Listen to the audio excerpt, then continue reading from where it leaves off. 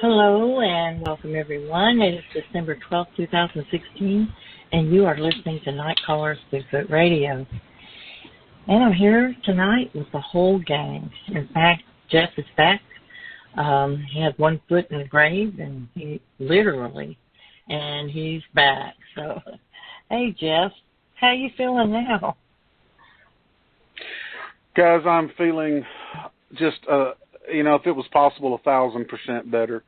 I want to thank everybody. I mean, all of the people that listen to the show, that messaged me on Facebook and different social media and wished me well and just were concerned and whatever. Thank y'all so much for your concern and your prayers and your well wishes. It really, really meant a lot. That when you're down and you're sick and you're in such bad shape, just to know that there's people out there that don't even really know you that care enough just to say, hey, I hope you get better. So thank everybody so much for that. And, I'm going to tell everybody, use your mosquito spray, use your thermocells, and not just when you're down in the woods, even when you're in your front yard or whatever, and not just in the summertime, because here in East Texas, even this time of year, it's December, but today it was like 70 degrees outside. So mosquitoes were buzzing because West Nile virus is no joke. I will be stuck with this for the rest of my life. I will never, ever get over it. I'm well, but I will have residual effects because it attacks your nervous system. And from nothing but a tiny little mosquito that bit a bird and then bit me. So please put mosquito spray on your kids, whatever lengths you need to go to make sure that you are protected from mosquitoes. Please do it because, I spent a couple of days in the hospital and, my blood pressure got down to almost non-existent and my temperature got up over 105 degrees for 4 days straight. And I had seizures. I had hallucinations. I mean, it was really bad. It was rough. Gosh. So they tested you for it, right? To make sure that's what it was? They tested me for everything. At first, they thought I had meningitis. And that was the first thing. And then they did 3 different spinal taps on me and could not get any spinal fluid to come out because I was so dehydrated. The doctor, after the 3rd spinal tap, he was like, look, I'm not sticking you again. He said, we're not getting anything. And they started me on high doses of every different kind of antibiotic known to man, just about it. I mean, I had IVs going, 3 different IVs at one time. They had me on steroids. They had me on morphine. I was in such pain, they had me on a morphine drip. Wow. And finally, on the final day, he came back. I had a team of doctors working on me, not just one at St. Luke's in Lufkin, Texas. And finally, the neurologist came back in and he said, look, you've either got West Nile virus or you have meningitis. He said, you have no other symptoms of meningitis. Your other symptoms do not match. He said, it is West Nile virus, and we are treating you. It's going to take days for the tests to come back to show us whether it is or it isn't. But he said, I'm going to treat you for it because the treatment was not going to hurt you. But if we wait 3 or 4 days, that could kill you.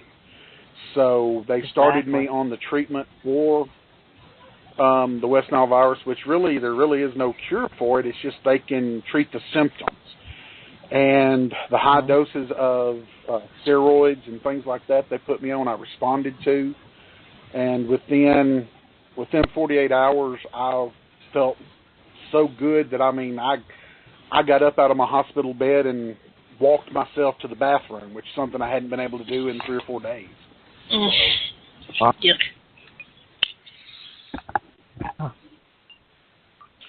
And it took me. I didn't know that you were right over there. I would have come to see you.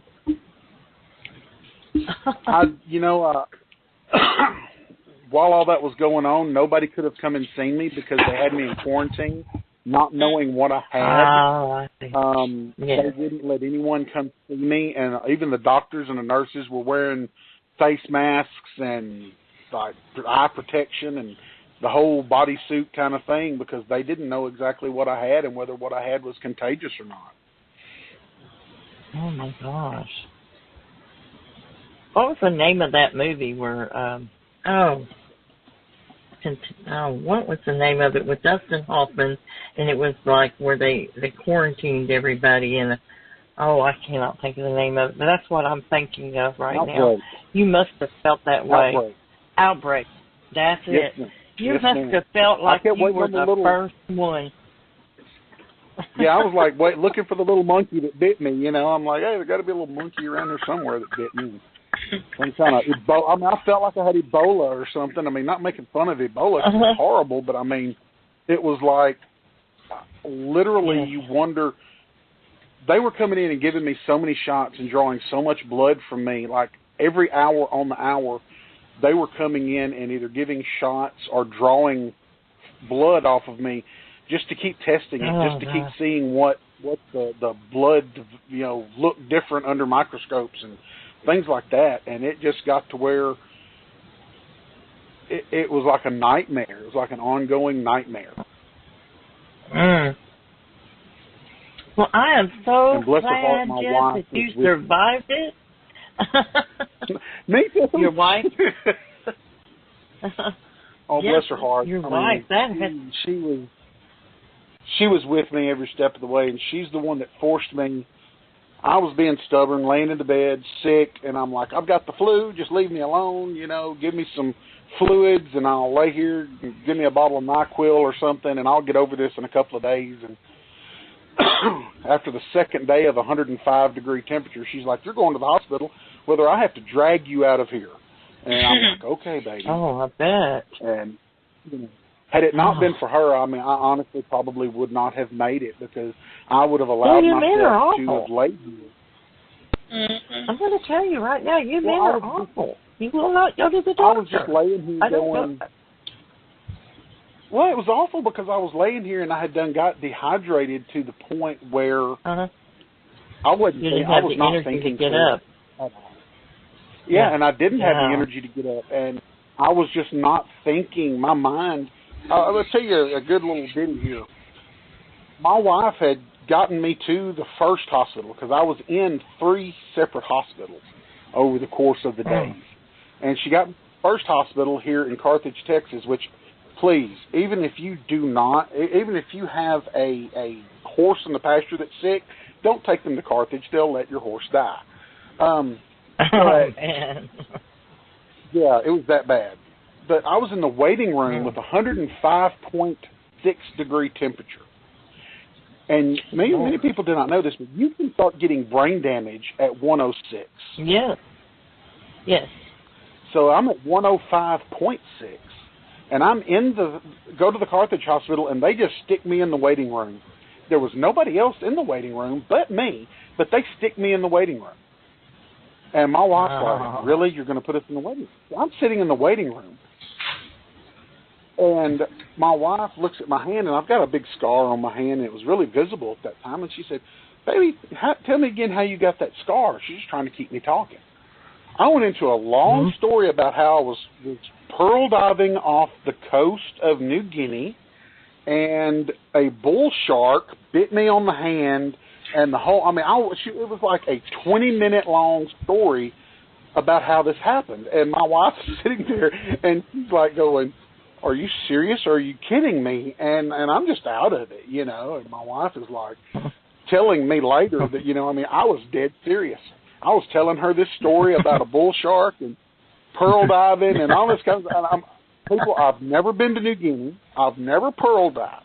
I've caught a couple of bull sharks on rod and reel out in places fishing, but in the ocean. But I've never swam with them. I've never I've never done that. But boy, I had that going in my head, and I just told her all about it, and that's when she got up, and she walked to the waiting room nurse, and she was like, okay, how much longer is this going to be? Because if it's going to be much longer, I'm loading him up and driving him somewhere else.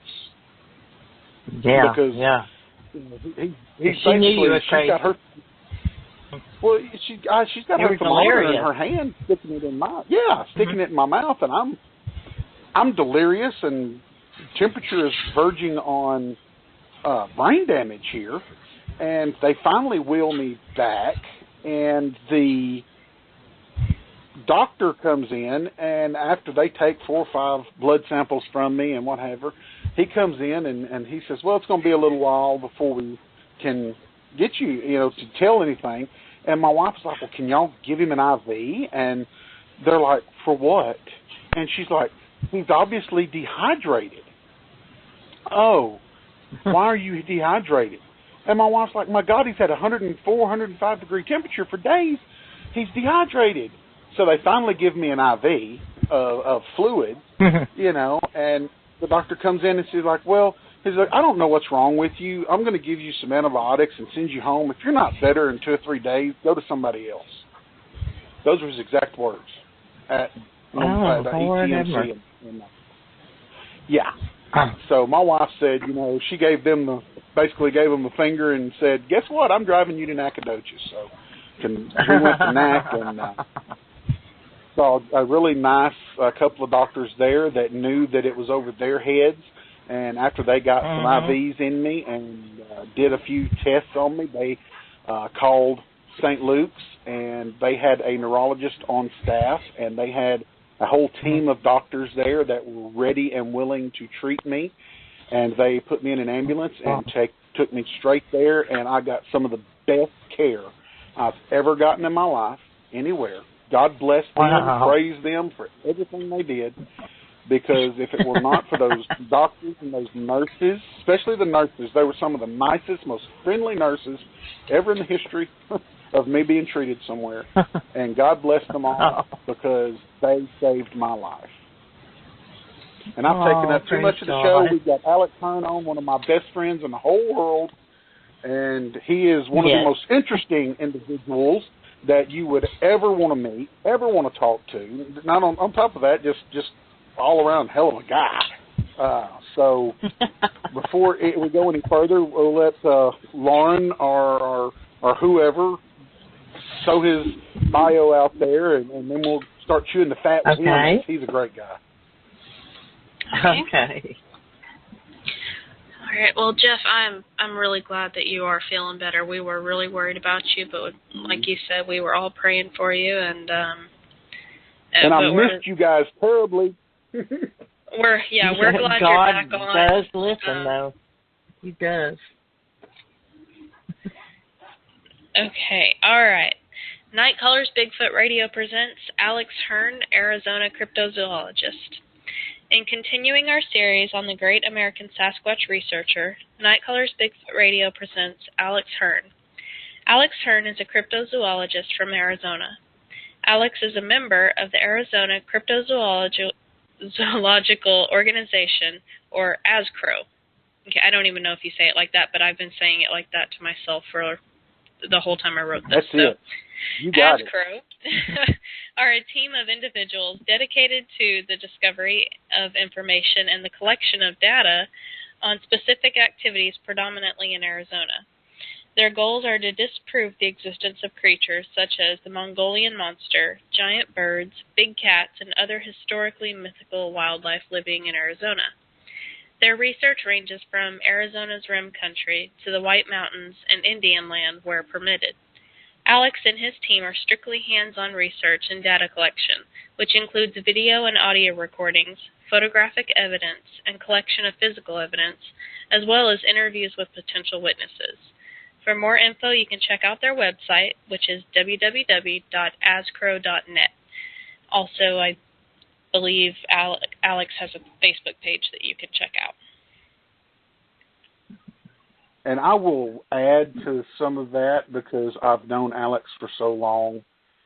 Alex is probably one of the first people when I started out getting serious with this, not just as a hobby, but getting serious with this. One of the first people that said, hey, buddy, here's my phone number. Call me. I want to talk. And opened his arms and his hands and just welcomed me in and shared every bit of information he had with me. Not scared that I was going to steal it, not scared that I was running off with it to do anything lascivious with it. I mean, we just fell in like peas and carrots, and that's just how good of a guy he is. And that's just, you know, besides being a heck of a researcher and doing everything that he does, that just speaks for his character in my book. I just want to say that. Okay. Well, welcome to the show, Alex. Welcome to Nite Callers Bigfoot Radio. We're glad to have you. Well, thank you for having me here. Pretty awesome. I'm excited. I'm honored. A couple of things, though. It's not the well, whatever you said. It's the AZCRO. Nope. AZCRO's fine. It's the Mogollon or Mogollon rim. It's an Indian term, and not the Mongolian rim. That's in the Pacific, not the South Pacific. But it's the Mogollon rim, and basically what it is they where the northern plateau comes over the southern plateau, and it forms basically an encarpment of about 1,500 feet high. It's basically the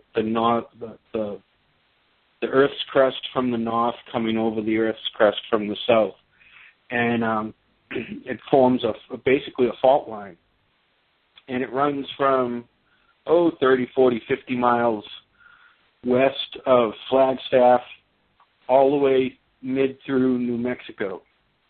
And at some points it's rolling hills. At other points it's literally a 1,500 to 2,500 share cliff with rock-faced cliff. And then one other thing you mentioned that we try to disprove the existence of these creatures.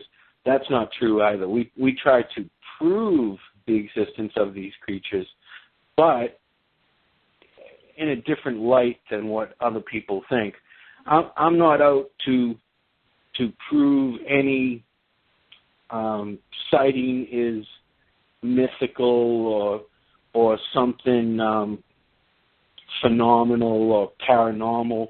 Although, let me tell you, in my time on the Indian reservations, the Navajo, the Apache, I have seen some very, very, very unexplainable things. And in fact, many, many, many times on the Navajo reservation, I have just been totally perplexed. And usually that's with witnesses and with cameras. But to get back to the cryptozoological aspect, I try to prove that the animals that some people call cryptids are really here. And, you know, the definition of a cryptid is an animal that is unexplained to be in a certain area. But one of the definite aspects to a cryptid is that usually it's known by the local people. So the rest of the world thinks it's unusual that it's in that area, but the locals usually believe that it belongs there. You know, and a good example of that is, say, a jaguar. Jaguar in Arizona, New Mexico, or even Texas is considered a cryptid, but yet it really isn't, because it was indigenous to that area, and it was just supposedly, and I'm not sure who decided it was, because I'm probably of the opinion that it was never eradicated from that area. But here in Arizona, they believe the jaguar was eradicated from Arizona about 100 years ago. So now when you see a jaguar in Arizona, it's considered a cryptid. But they never eradicated them from Mexico, and the jaguar has a range of about 200 to 250 miles. So, and there's no, as we all know, there's no fence down there keeping Mexico from America, and even if there was, jaguar would jump right over it. So the jaguar has no borders. And they're not scared of water either, so they'll swim just as well as anything else will. Oh yeah, they're a swimming kind of cat. In fact, there's a great video surfacing out there. I don't know if you saw it, Jeff, of a jaguar in, I believe, South America, hunting a caiman. And it's on the shoreline. The caiman's out on basically what's a sandbar, and the jaguar, stalks it up the shoreline, gets in behind it, then it swims across the little bit of water to get to the sandbar, and it is on that, 7-8 foot caiman, and got it right by the neck and took it down like it was nothing. Within about 15 seconds, it's carrying it away. And they have one of the strongest bites of any cat, and probably, obviously, the strongest bite of any cat in this hemisphere. And they can also open their mouth wider than most other species of cats. They have a very, very large bite. It's not just strong, it's like huge for the size animal they are. So they're able to really get their jaws where they need to be and do whatever they need to do with it. And you're talking about the cryptids, and how a lot of time locals know they're there. You go think about like the Vuquang ox. I believe they were in Vietnam or whatever, and somewhere in Southeast Asia. All the locals knew that they were there, and all the locals, were eating them, and when they could catch them in the forest and stuff. And, they didn't exist, though, until some European scientist or whoever he was went over there and found one. There's so many animals that exist just because, and they're not thought to exist, just because some European scientist has not either went and captured it, killed it, took a picture of it, written about it in a journal somewhere, or done some sort of a study on it. They don't exist. Whenever, what are they, pygmy manatees and all sorts of things exist, but as far as Western science is concerned, just somebody hasn't killed one, I guess. Kind of like Bigfoot and other creatures that you and I are very familiar with, because we haven't thrown one on a slab yet and said, hey, guys, there he is. People say, that doesn't exist. And you, as well as I have been face-to-face with one, so it's not that we believe they exist. We know they do. Yep. My two sightings were both 15, 20 feet from me, face-to-face, eye-to-eye, screen-to-screen, because that's what we both did, both Bigfoot and I, we screamed. Can you tell us about that? And Alex, if you would, please tell us, because I'm familiar with your sightings, but a lot of our listeners, they may not be familiar, and you've got such great sightings. I mean, they're wow. So if you wouldn't mind sharing that.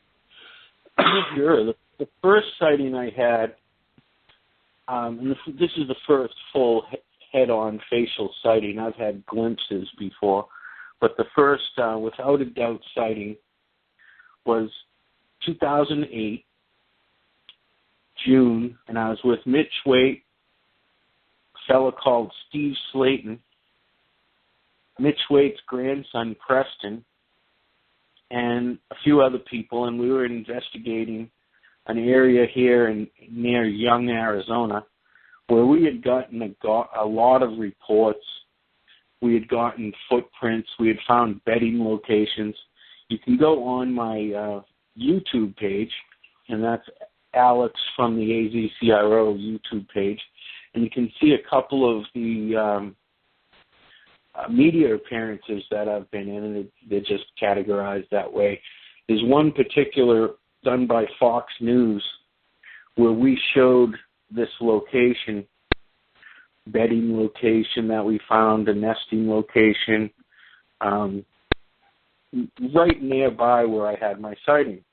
So what we'd do is there had been a few different reports from this area, and would camp near one of the areas of one of the reports, and would investigate the other area in the daytime, and when we could at night. But on this particular trip, we were camped at one location, using it as a base camp, and the other location we were setting up some camera traps and some bait traps and some hair traps during the day, and then coming back to the base camp at night. And when we got back to the base camp, it was just Mitch, Steve, Preston, and I had to run to the outhouse. And coming back from the outhouse sits, the whole campground sits at the bottom of a hill. And the outhouse is a third of the way, a quarter of the way up the hill. And I came out of the path to the outhouse, and a rock came rolling down the hill. Bounced a couple times, and it rolled right across the path, right in front of me. And, you know, this was like just as I got out of the outhouse. So I, you know, we're not prone to, or we're not above playing tricks on each other. So I didn't, you know, right away start calling out something's going on here. I just kind of took it in stride. You know, rocks can get dislodged and roll down the hill on their own, and a branch can fall out of a tree, hit a rock, and it can start rolling. Or, you know, one of your playful partners could throw a rock up there because he knows you're there. So I didn't know what it was. The path was about 30, 40 yards long and came right out to the side of our campsite that we used and still use whenever we go to that area. And as I got to the end of the path, so I'm about 30, 40 yards from the outhouse, another rock came rolling down the hill, and this one went right into what would be the driveway to the campsite where we normally park our vehicles. And at this point, we had the vehicles parked a little further away, so it was just wide open, dirt, flat ground. And I've actually been to that location with the Paranormal Paparazzi TV show, good friend Scott Grunwald, and we found a footprint right about that same location. But that's another story. We cast it for the TV show. So if Scott's out there, how you doing, Scott? He'd be a great guest if you haven't had him on yet. But so this boulder comes rolling by, you know, good-sized boulder, softball-sized boulder. And right away I look up to Steve and Mitch Waite, who's since passed on. And I said, okay, guys, where's Preston? And Preston popped out from a bush. He was setting up the tent, one of the tents. He's like, I'm right here. And he's got the stakes in his hand. Why? What's going on? And, I mean, the rock was still kind of trickling across the openness of what would be the driveway at that time. So they saw it, too, and probably heard it because it made, you know, a couple of thumps and rolls. And they were looking at me as I said it, so obviously they had probably already heard it. So Preston's like, I'm right here, why? And I'm like, did you just throw that rock? Are you playing games with me? And he's like, no, I'm trying to set up the tent, you know, and he cursed a little bit because whoever had put it away didn't put it away quite as neat as it should have been, so it was kind of tangled up. And I'm like, well, that's the second rock that came rolling down the hill since I got out of the outhouse. And we know that up on top of the hill is a little kind of a fire road.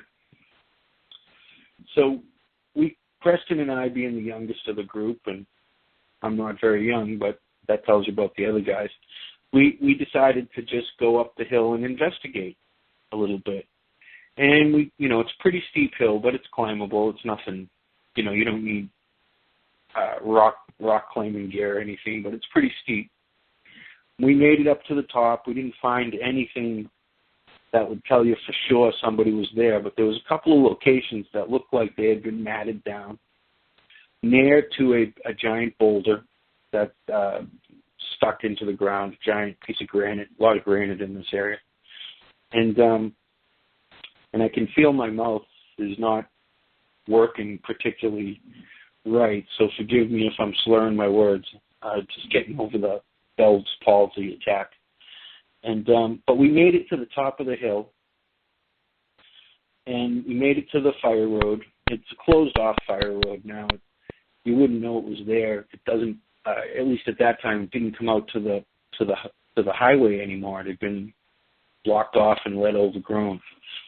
So we followed that road for about 4 or 5 miles in to this area, and it's right near Aztec Peak, although it's not Aztec Peak. It's one of the adjacent peaks. And we followed it into the basically to a ranch that's being developed. And the development's kind of fallen through, and it's a bunch of empty lots in there. There's sidewalks, there's little streams, there's bridges, but there's no houses. And we followed it all the way into there, and just figured, you know, whatever we were following, if it was anything, is not there anymore, and we hiked our way back out a different way through the actual entrance to the ranch.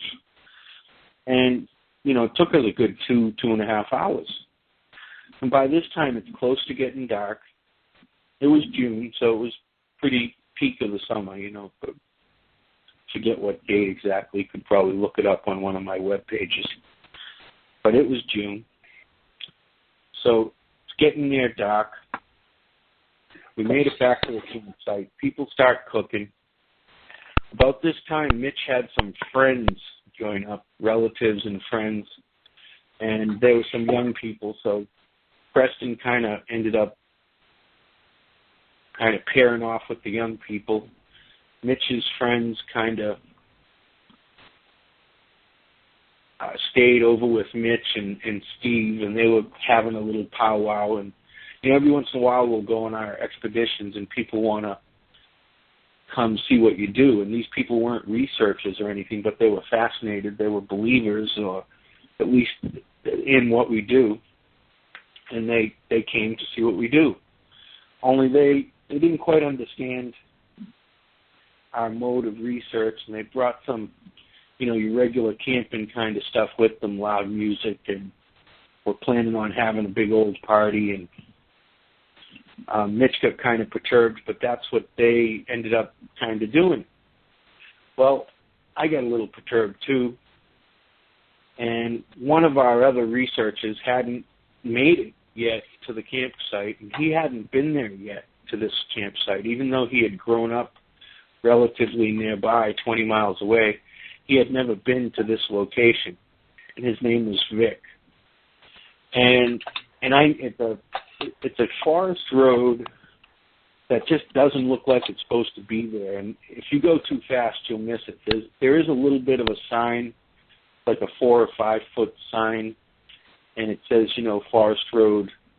I believe it's 152, but don't hold me to it. It's been a while. This way, but if you're going too fast, even in the daytime, you'll miss it. And it doesn't really look like it's a good road. The beginning of it was pretty close to a 4-wheel drive road, although, you know, you can get in there with regular vehicles, even trailers. But it's a scary looking entrance, so people will drive right by it. And it was getting dark, and I knew Vic would drive by it, especially in the dark. So I took my hammer. I had a drink with me. I didn't carry my cameras with me. I took my hammer. I took a stud, and I made a note on a regular kind of 8x11 or slightly bigger piece of construction paper, and it just said in fluorescent green marker, green yellow, you know the color I mean.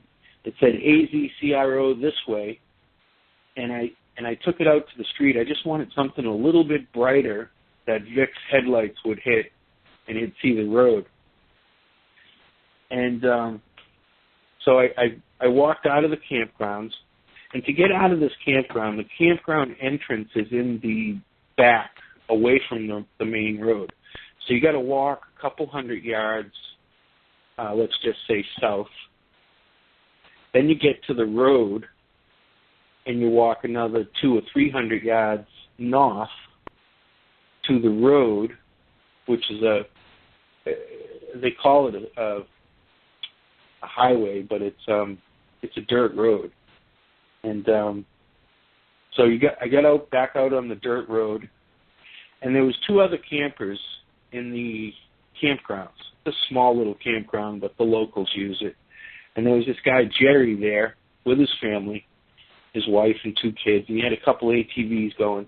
And he owns a bait shop back in Roosevelt, which is about 26 miles from where we were. And he was just camping with his family in his RV. And we had told him why we were there. And he wasn't a believer or a non-believer, but he said, just don't talk about it in front of my kids. So he saw me coming out. He gave me the old wave, how you doing? And he was playing with his ATVs, and to tell you that they were in great shape would be a far stretch of a lie. They were almost homemade looking, and they were on and off the whole weekend. And the campground kind of sets down from the main forest road, so you got to kind of go up a hill to get back up on the forest road. And he was right around that area playing with the ATVs. One of them wasn't starting right for him. And I said hi, talked to him a little bit, and off I went down the road. And I walked down the road just a couple hundred yards, so maybe 300-400 yards. And I found there was really nothing near the road that I could put the sign on that would be visible, except for the actual forest road sign, the Forest Service post itself. And I knew that was wrong to do because it wasn't one of those kind of posts for posting notes and stuff, and the only place I could kind of put it would block out the forest road name. But I was only doing it while Vic was looking for the location. I was going to remove it right away. So I put it right there. And I nailed it in. Took, 3 or 4 good whacks with a big nail and a big stud, and nailed it in the sign. And, I'm never really thinking, but that sounds a lot like wood knocking. Although, whatever ended up happening, it didn't come because of that, because it was kind of already there. But at the very least, if it didn't know I was there before that, it knew I was there after that. So this road, it's called a highway, but it's only 2 lanes, one going each way, and you got to kind of go slow if there's a car coming the other way, although two cars can fit, 2 trucks can fit. So I nailed my sign in, and I took about 10 or 20 steps going by memory back towards the campgrounds and back towards Jerry. And I heard what I thought was twigs and branches breaking to my left. And sounded almost like footsteps breaking leaves and twigs. You know the sound I mean, I think, and I know Jeff does because he's heard me tell the story with me about it. And I turned to my left, and this is the most fascinating part of this whole story. There was very thick brush because it's, the height of June, already had spring. This area gets a lot of ferns. It almost looks like a jungle. You'd never believe you were in Arizona if I took you there at the height of spring and the beginning of summer. You might think you were in Vietnam or something like that, but you wouldn't think you were in Arizona. And wow. breaking through these bushes is the hugest chest I had ever seen. Even made our buddy Jeff probably seem small. Two big, huge arms, and they were making kind of a reverse swimming motion through the branches that were hanging down from the brush from the trees. And what it was doing was it was taking its arm and it was just pushing the branches up and out of its way, and it would take a step into that clear spot. And then it would do the same thing with the other arm as it let the other branches fall kind of behind its head. And that's what I was hearing. And for a couple of seconds, it did it without looking at me. And I mean, the sounds just coincided perfect with what I was hearing. And the visual coincided perfect with what I was hearing. And, you know, after 1 or 2 or 3 steps, it stopped dead in its tracks. And I think all I can figure is it heard itself because it was making a little bit of noise. And, of course, by this time, I'm stopped dead in my tracks, and I'm not making any noise. And I think it realized, wait, there's silence, except for my own footsteps. And it turned, and it looked, and you know, and I could almost tell what it was thinking. It's thinking, he can hear me. And it turned and it looked right at me, face to face. And I've told this story with Jeff probably a good 1,000 times. And its eyebrows went up, its nose flared, face tensed, and, you know, it did the, oh my God, he can see me kind of look. And I told that story on Coast to Coast, and I didn't say, oh my God. So Josh Murray's a little mad at me for using my Boston slang, but that's what I heard in my head. I heard, oh my gosh, you know, O-S-H, it can see me, and it looked right at me, and it just, its whole face flared. And it immediately turned its back to me. Now, it was walking parallel to me. So now it turned its back to me, and it perpendicularly went straight away from me through the woods. And it was doing that same motion that it was doing as to get away. And it moved through that thick brush like you wouldn't believe. I would just lift those branches out of its way and step into that spot and then do it again, you know, like a reverse swimming motion is the only way I can describe it.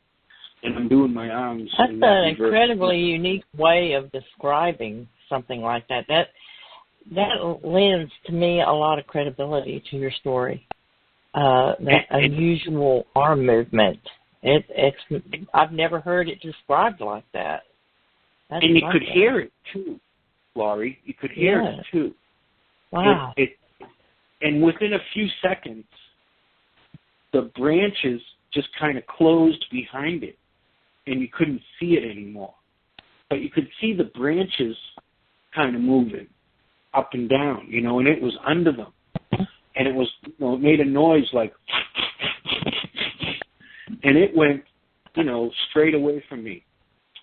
And then all of a sudden the noise stopped, and I could hear basically footfalls, the pounding of feet as it ran away. It must have been a clearing, you know. And I stood there dumbfounded.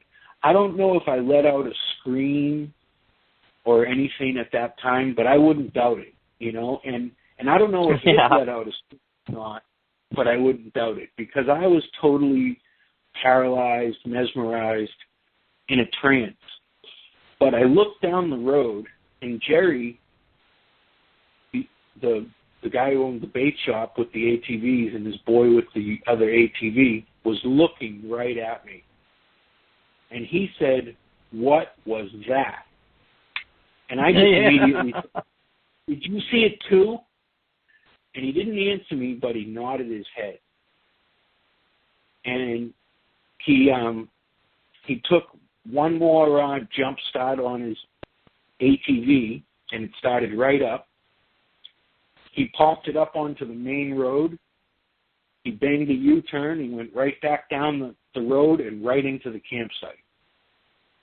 And at the time, I've never thought about this, but one of the things, or at the time I didn't think about this, but I've thought about it many times later.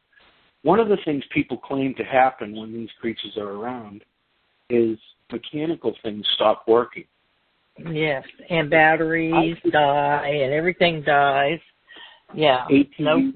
Yeah. Yeah. And so I figure it was probably following me all the way out to the road. And possibly, if that theory is true, that could be why Jerry's ATV wouldn't start the few moments before. And then as soon as it ran away, it started just fine. And, you know, off he went into the campsite. I kind of stood there dumbfounded for a few seconds. And one of the other things that we see in this area is a jaguar. And we get reports of. I haven't actually seen one yet. And okay, Alex, do you think we could pause right there, because we really do need to go to break? And yes. May we pick up on the other side with the jaguar? I want to say to the family of Dallas Gilbert, I am so sorry that you have lost Dallas. Dallas Gilbert was a veteran Bigfoot researcher. I've known him for 16 years. If it was Dallas who convinced me that there were Bigfoot in my area, and he did this by playing a recording that I had heard that same call in my area, and with just shock and realization, I realized I had Sasquatch in my area. And I thank Dallas for that. I will always remember Dallas for that. So rest in peace, my friend. And saying that, we're going to intermission. We'll be back in about 3.5 minutes. Welcome, everyone, back to Nite Callers Bigfoot Radio. Tonight we're speaking with Alex Hearn, Arizona Cryptozoologist, and a good friend of Jeff. So we're glad to have Jeff back tonight, too. So, Jeff, I'm going to go ahead and let you take it. And we were last talking about the jaguar. Go ahead, Alex. Well, I'm standing here dumbfounded. This Bigfoot creature just ran away from me. And I'm thinking, I didn't bring my weapon. I didn't bring my cameras. But most of all, I'm thinking I didn't bring my weapon because if it was the jaguar that we had been warned about, he could have just taken me with him. Nothing would have stopped him. And it was all I could think about is that, here I saw what I guess is Bigfoot. I still wasn't sure at the time. I mean, when you really see it like that, you don't know what it is right away. It doesn't register. And the thoughts that went through my mind was, first, did I just communicate with this thing without speaking? And then second, thank God it was whatever it was, the jaguar that's been known to be in this area, or the large cat, whether it's a mountain lion or a jaguar. A large cat would have just been able to take me down, or a bear, anything. And it was gone. I've told the story of what the face looks like many times. The face to me, and Jeff will remember this unique way I describe it. One of my favorite actors, and I think he's still around today, is a big, large black man named Bernie Casey. He's been in some great movies, but one of the oldest movies I remember seeing him in is this movie called Gargoyles. And it's another great actor is in that movie as a young teenager, in his 20s or so, teenager, Scott Glenn. And the movie's about a researcher like ourselves who's in Arizona and comes across a person in one of these novelty trading post type settings that has some bones that he says are from a gargoyle. So the researcher and his daughter take the bones, and the premise is that these are real bones and it's a real gargoyle, and now the gargoyles are going to come get them to get the bones and bring them back. And the head gargoyle is played by Bernie Casey. And he's played in some great sports movies. I want to say he was in the Gale Sayers story. He's been in some great movies, so you can look him up. But he has classic features. He's a huge man. And in this particular movie, he's done up to look like the devil with these really, really big... One of the best old monster horror movies ever. And of course, he's green in this movie, and what I saw was brown. But that was the exact face that I saw. A big, giant, flared nose, big eyes, big, heavy brow, kind of somewhat pointy, Adonis-looking face. Classic squared-off, straight, triangular features. It wasn't rounded. But basically, it's what they made this gargoyle look like in this movie, which just so happens to be set in Arizona. But the creature I saw was completely black. And here's another unique thing about that creature. Its fur was not matted at all. It was beautifully, beautifully brushed. Like some of the best ponies that I've seen in 4-H shows. This fur was gleaming. And another unique point about it is, and I really have no other way of describing this, but it had kind of like a mane or a crest. The hair on its head went back down its neck and just continued down the back of this creature, almost like a mane or a crest. Not like a crest on a chicken, but like a crest that, say, a baboon would have. Yes. And it was just... I actually really took a witness report one time, Alex, that they described the Sasquatch they saw down here in East Texas. They described it the same way, almost like a lion's mane down its back. Yeah. Is that what you're talking about, sort of like that, about midway down its back, like between the shoulder blades is where it ended? And Yep, and it kind of continued blending down its back, blending into its back, and that's why I say it looks beautifully brushed and groomed. But yeah, it was a big puffy area. You could just tell it wasn't skin; it was just hair. And it was kind of, it had such big shoulders. It had a hunchback appearance, but it wasn't hunched at all. And it disappeared into the night, into the woods. I finally got up enough nerve to go back to the campsite. And, of all the people there, only Mitch's friend that had joined us last minute, a lady, wanted to go search the woods with me.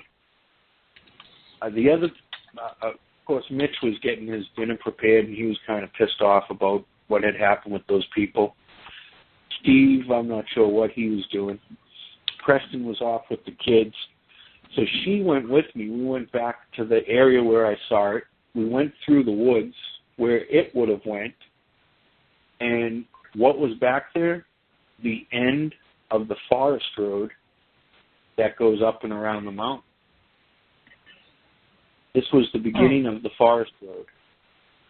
So it's the same forest road that Preston and I had followed earlier in the day, only we went kind of to the east. If we had gone to the west, it would have led us to right where I was now.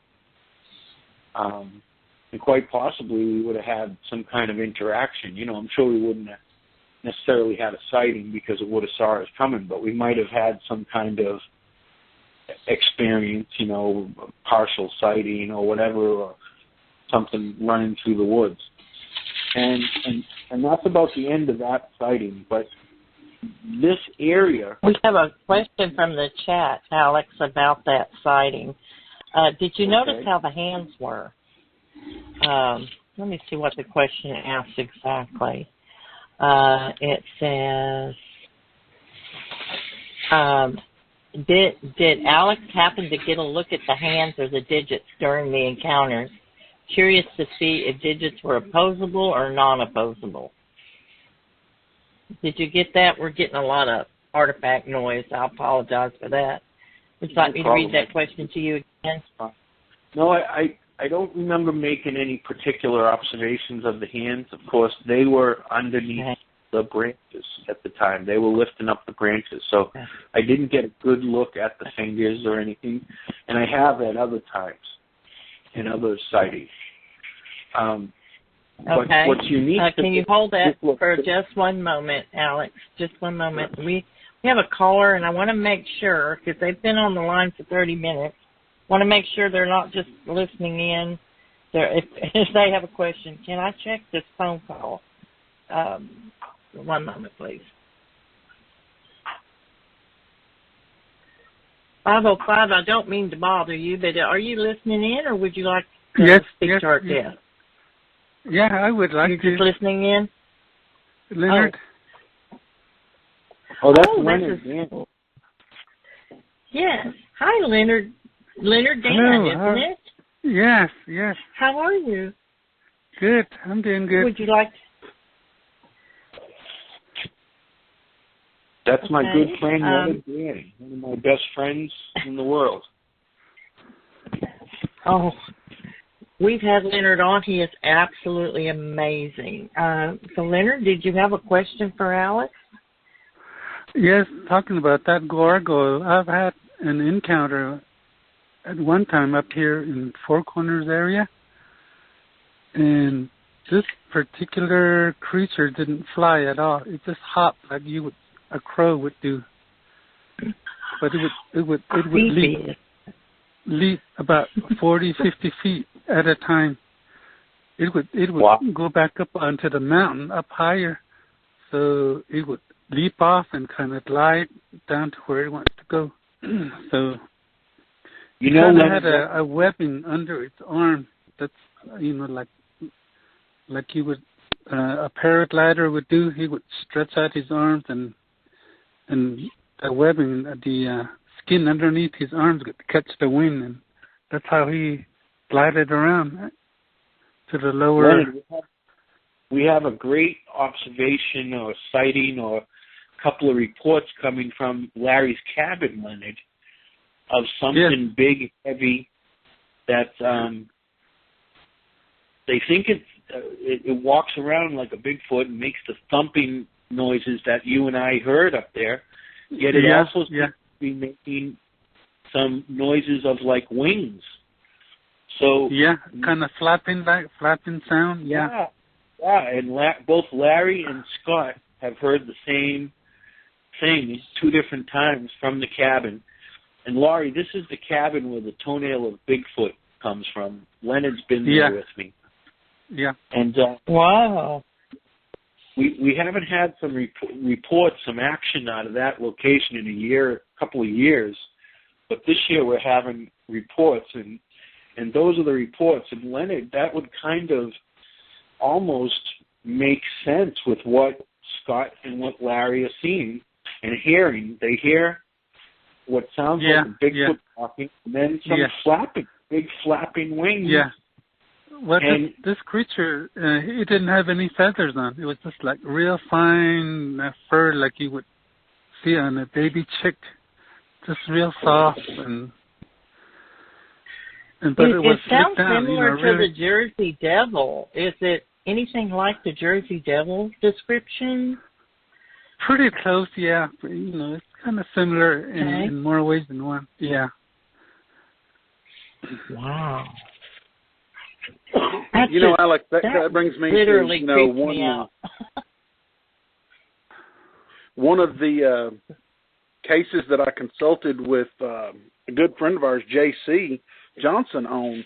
He had a similar case where something had came down and attacked a whole bunch of goats and sheep in a pen, and there were no tracks that led up to the pen. There were tracks in the pen and around the pen, and no tracks leaving the pen. And it was said that whatever had come had actually either had to have flown in or glided in or come in, because I mean the JC like covered a huge area around the pen, and there was, I mean, not even a track. There was not a cat track. There was not a dog track. There was no predator track whatsoever anywhere around it. So that, you know, that was up in the Four Corners area, which is not really that far. Right. No, it's not. And both Leonard and I have been to that location, Jeff. It's in Upper Fruitland, isn't it, Leonard? Right, yeah. And what I went back there later, about a week later, and I saw some claw marks on the corral, the post that they used to make the corral.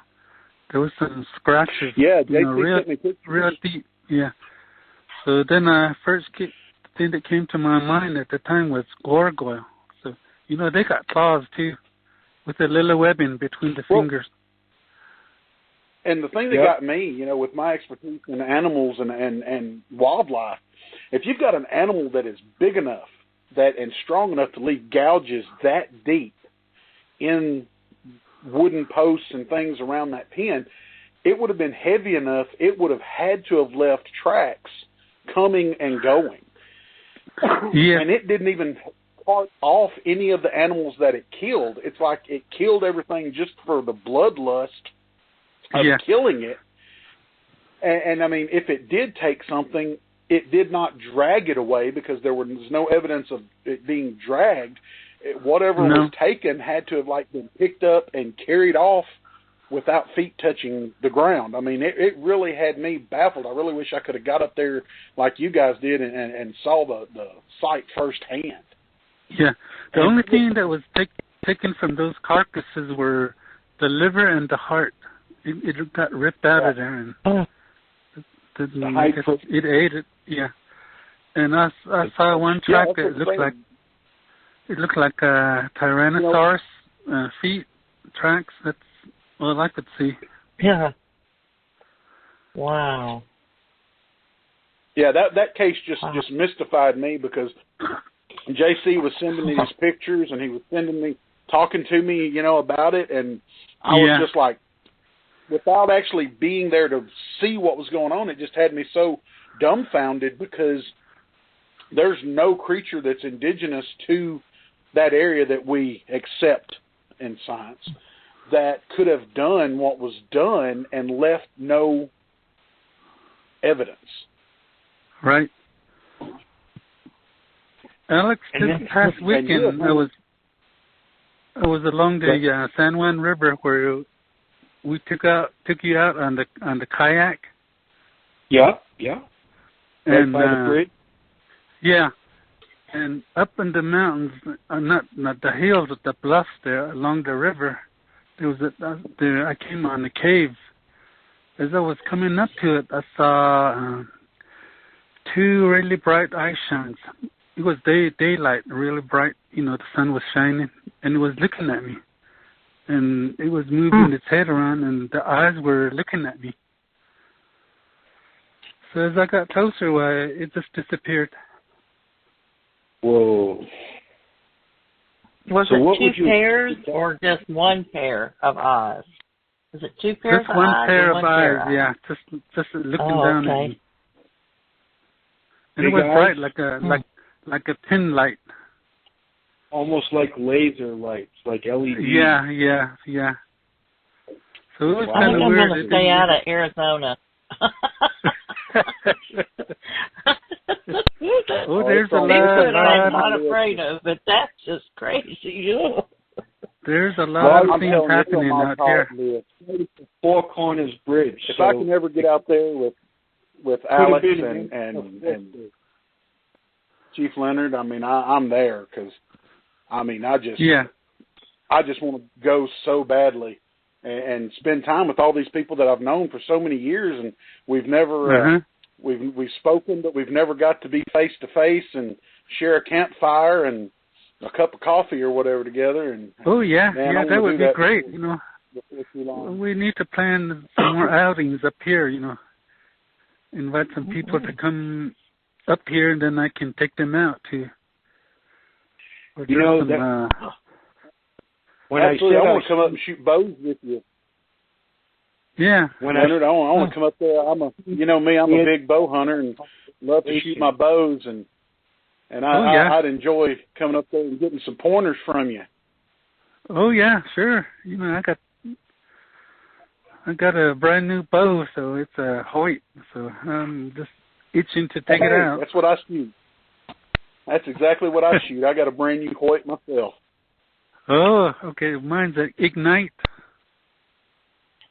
Oh, that's a good one. Mine's a Vector Turbo. Oh, okay. Yeah. Great bows. Yeah. I love being in the woods with my... You guys plan an outing up here, then I'll join you guys. So I can take you to places where I've had some sightings. Well, I guarantee you. And then I also have another witness. Me and Alex will get something on the plan, because ain't none of us getting any younger. That's it. And every to me here's another story that a witness had told me about a month ago. He said he was building a church. He's kind of like a pastor, building a church in his backyard, kind of off the main road there. And he said early one morning he went out just before the sun came out. It was still kind of dark, and he saw some movement inside the church. There was still 2x4 still sticking up, the framework, the framing. But they had kind of tried to finish the altar portion of it, and then so when he looked again, he got closer to it, and he saw a big black creature standing, and then another smaller one kind of sitting down facing the altar. And they turned around, they saw him coming, so they got up and they walked away. And here he said those were two Bigfoots, a big one and a smaller one. Wow. Amazing. Yeah. They were at the church. Wow. Yep. So wow. I guess they do get in there and say their prayers too. Uh-huh. I've always wondered about that. Yeah. They communicate, Yeah. Oh, tell you what. So yeah, I'm all set. I'm ready to go when it warms up. It's kind of cold now, so. And as people, we're very ignorant of animal ways in general. The background that I have, I've studied extensively different species of animals and even categorized and cataloged their vocalizations. Just like white-tailed deer, learning, what what each noise means. Foxes, coyotes. Right down to even squirrels, so that when I'm in the woods and I hear an animal make a certain sound, I know what that animal's saying. And, for us to think that an animal as advanced as Sasquatch, Bigfoot, whatever you want to call them, that they wouldn't have a language base that was just as advanced as they themselves were. It was ludicrous for us to think that they would. Very true, yeah. And so when I come up upon an animal track, I usually sit down and look at it and study it and kind of. I could feel the spirit is still there, and kind of it comes into me and then tells me what it was doing or where it was headed to. Exactly. So you need to sit down and look at that and study that track. Yeah. Yeah, by the pressure of the track, the way the track sits in the ground. Yeah. I mean, it speaks way more than just an animal went this way. You know, right. You can look at what that track tells you. Yes. And that's, you know, something that I learned, you know, that's passed down to me and from my elders and right down through to me, and I've passed it on to my children and stuff, you know. Right. And I've tried to pass it on to as many other youth as will care to listen to me. You know, that people always wonder, you know, how I go out in the woods and I always come back with something. I always have a deer or I always have whatever I'm out after, you know, and I'm like, well, that's because I don't just walk through the woods and hope to blunder up on what I'm hunting. I respect what I'm hunting enough to know what it's telling me, know what its track is telling me, know what its vocalizations are telling me, know what its scat is telling me, what everything around what that animal is doing, it speaks to me. And And you get it. You understand what I'm saying. Oh, yeah. You're right on it. You're right on track.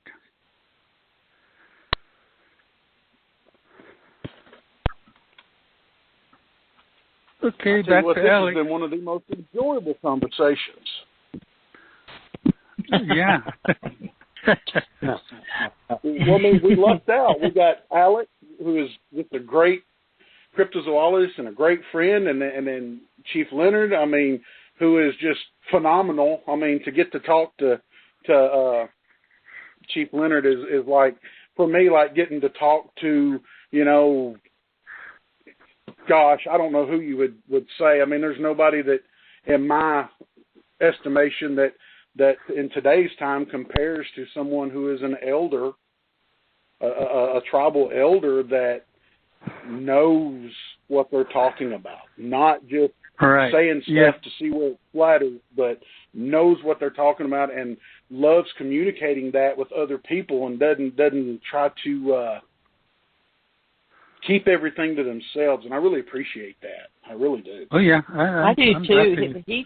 Share my stories I will with tell you people. something. I will tell you something, Chief Leonard. You tell the scariest stories. I remember we had you on our show before, and you were talking about the skinwalker. And I'm going to tell you something. It seems like everything he tells about just creeps me out. It's scary stuff, and it's real. That's the scariest part of it, is that it's real. And I tell you, give me Bigfoot any day. Any day. I think, Alex, don't you have like one more Bigfoot experience to tell us about? I have many more, but if you mean another sighting, I did have a second face-to-face sighting. This one was on the Apache Reservation. It was the following year. Okay, now you have about 11 minutes, so I don't know how much. This one will have to be quicker. Okay. Huh? All right. Okay. we were in the McNary area, right off of Route 260, north of the 260 in McNary. And we had a large group of us, another good friend of ours, and I think Leonard's met this man before, A.K. Riley, former police chief for the White Mountain Apache Reservation, was taking us into a location where there had been lots of sightings in a lake area, pond area, standing water kind of pond that shows up after rainfalls in the spring and disappears by the end of the summer. And we were heading in. We had a convoy of about 5 vehicles, and I was in the second or third vehicle, in my vehicle. We all had our windows down, and to the left of us, we're kind of going on the side of a hill and running west, and the hill was to our right, uphill was to our right, downhill to our left, south, and we heard a huge, loud series of screams coming from our left down the hill, And every one of the vehicles hit their brakes at the same time. And we all got out and we decided, what was that? We all agreed what we heard. And we decided that we would spread out. And some of the younger Native American kids and guys, they went down to the south side of the hill, and they were kind of going to try to go behind us a little bit and flush whatever made that noise out towards us and to the west. We had a few other people. One of them, Java Bob, you may have heard of him before. And Bob's told this story and verified this story on Jeff and I's radio show a couple of times. Bob stayed near the road to set up a thermal imager and a flare. And Rob Price, Steve, his name escapes me, kid from Kentucky, and we fanned out to the north, up the hill. And we had motion detectors, we had lights, and we had walkie-talkies. And we had the motion detectors where they kind of, if you pointed at something that's heat sensors, excuse me, not thermal flares though. If you point them at something, the lights kind of would come together. And so we spread out about 50, 75 yards from each other, fanned out up the hill, and I was the furthest one up the hill. Steve thought he had heard something and saw something, so he called us down. We bunched up, and Steve said he saw something go behind a tree. And we fanned out around that tree, and we kind of thought we might have had something trapped behind this big tree, and when we got there, there was nothing there. It had got away if he had seen anything, and I think he did. So we again fanned out up the hill. And I went up to the top part of the hill about 200 yards from everybody else. And the moon was coming through the trees. It was pretty thick brush. And I could see something moving in the trees. And I kind of made my way towards it. And it went behind a tree. And I was staring at the tree about 15, 20 feet away from me again. And it popped out from the tree right in front of me. And again, this time, face-to-face contact again. This time, totally different creature. This one was just 6 foot tall or so, my height, but a lot thinner. And it had its arms out to its side, and it was kind of bent over a little. And I've told this story to Leonard a few times, too. The creature just did a sway, like left, right, left. Stopped for a second, swayed again, left, right, left. And I swear, as soon as it did that, I got the message in my mind that it was saying, just let me pass. Let me pass. And it immediately reminded me of what you would do in the grocery store aisle when you're walking at someone and you both kind of do a stutter step left or right. It was that same kind of motion. And I think it's inbred in us from hundreds of years ago, thousands of years ago. This is how we probably told each other, just let us pass. And that's what the creature, I guess, wanted to do. No sooner did this happen than I heard that same tree, twigs breaking behind me. And then my radio came alive, and it was Java Bob. And he was saying, Alex, we see you out in the woods there, and we know it's you because I'm from Boston. So when I go out in the woods, I'll have my hiking boots on, some heavy socks, and shorts, so you can see my bare legs, and usually a T-shirt. A lot of times it'll be a dark red sock shirt. I've gotten the name Fenway a couple of times in some of the articles they've written on me. But the dark Red Sox shirt works great as a camo at night. So that's me. And Bob says, Alex, we know it's you because we can see it's somebody in a T-shirt. We can see the difference in the heat of your shorts and your legs and your socks. And he said, he didn't say anything about the creature right in front of me, but that creature was standing between two trees. But what he did say is that there's something very, very big coming up behind you, and it looks twice your size, and it doesn't appear to have any clothes on whatsoever. And I just heard a few twigs, and right when he said that, I heard some loud branches snapping. And this is my little claim to fame. I didn't know what to do. All I knew was from the year before, I wasn't going to let this one get away. So I just immediately turned and started charging right at the sound of the twigs breaking. And when I did, all hell broke loose. The forest just came alive.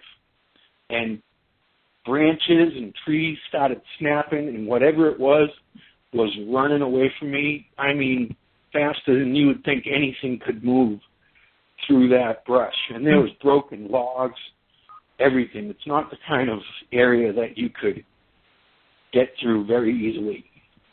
But whatever it was just gone. And I ran after it for a little while, then I stopped, and I listened.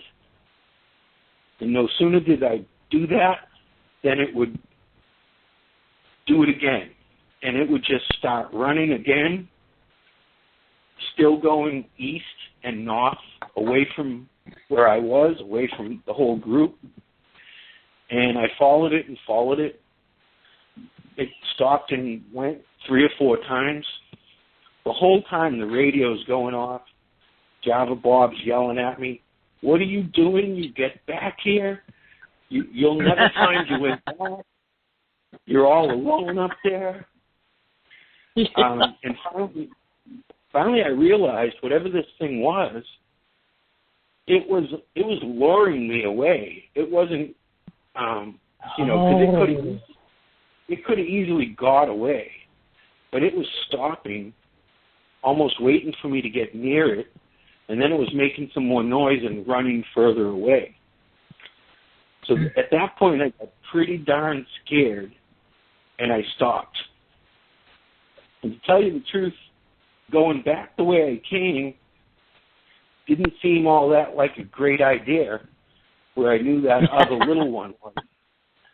Mm-hmm. But going down the hill, I knew I'd come to the road. So that's what I did. I made my way down the hill. I found the road, and I was a good 1/4 mile to a 1/2 mile from the trucks. And I walked back up the road. The whole time, Java Bob's yelling at me. And, finally when I get out to the road, I told him, "I'm here, I'm on the road, I'm coming back." And I got back to them, and they were like, "Don't you ever do that again." And then they were like, "But what did you see?" "But what did you see?" That is a fantastic story. I loved it. I've heard of people taking it like that. But Alex, you've been such an awesome guest, but we are completely out of time. Can you believe that? We would love to have you back. Would you come back, and maybe we could have you and Leonard on, maybe? Or I would love to come on. And it would be an honor to come on with Leonard. He's my greatest friends. And mentors. Awesome, man. Yeah. I know Leonard wouldn't mind coming on either, so I'll be glad to come back on. Okay, we're going to set that up then. So, but anyway, I just want to thank you both for being on, especially you, Alex, who gave us the entire 90 minutes. And you did wonderfully, and I'm so glad your Bell's palsy is doing so much better. You did very well tonight, and I'm so glad that you're getting better. And I want to let our listeners know that next week we'll be having Robert Kreider on from New Mexico. I don't know if Alex, if you know him, or Leonard. And then on the 26th, we will not be having a show. The day after Christmas, we will not be having a show because we're going to be with our families on that day. So, anyway, that's also, my birthday. It is. Happy birthday! Thank you. That's right. Leonard's the 26th and I'm the 29th. Really? Yeah. Well, happy birthday to both of you, because I don't know if I'll get a chance to. Also wanted to make an announcement that Dorothy Malone is Dallas Gilbert's daughter. She is doing a GoFundMe page for Dallas's funeral expenses. So if 50 people, 50 researchers out there would give $10, that's $500 towards the funeral expenses. The page can be found on Dallas Gilbert's Facebook page. So anyone out there that is listening to this broadcast, let's help the family of one of our own. And anyway. Okay, everybody, so we need to say goodnight before they shut us off. Happy holidays, you guys. Happy holidays. Good night, everyone.